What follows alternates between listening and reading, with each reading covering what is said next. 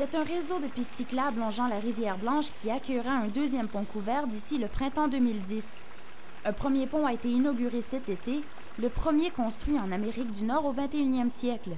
Le projet du parc fluvial consiste à créer un sentier de 12 km qui facilitera l'accès au rapibus et qui se greffera à la route verte, un itinéraire cyclable de 4300 km traversant le Québec. L'homme à l'origine du projet, le conseiller municipal Yvon Boucher, est prêt à poursuivre les démarches menant à la construction du deuxième tronçon.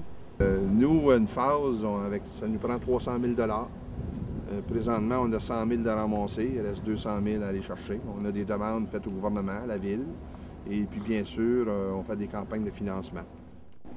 Le pont Brabant-Philippe, le premier d'une série de 4 ponts couverts à traverser la rivière Blanche, a été construit et aménagé bénévolement par les résidents du quartier.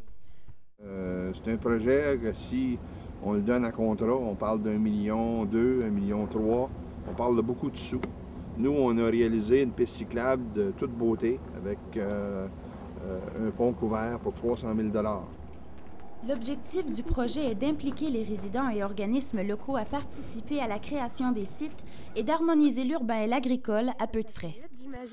Les chiens sont bien heureux d'avoir un endroit où ils peuvent courir un peu plus libre que sur les rues de la ville. Puis ça leur donne aussi l'occasion d'être en nature, plus que d'être sur de l'asphalte ou sur du gravier. Et vous aussi par la même occasion? Par la même occasion, j'en profite. Dire que c'est de valeur qu'il n'y a pas plus de publicité pour cette piste, là, parce que c'est notre voisine qui nous a dit qu'il y avait une piste. Oui, nous autres, ça fait 2 mois qu'on est dans le coin. On ne savait pas, ça prend 1 mois d'apprendre qu'il y avait une belle piste comme ça pour les chiens ou les gens qui veulent marcher ou courir ou en bicycle aussi.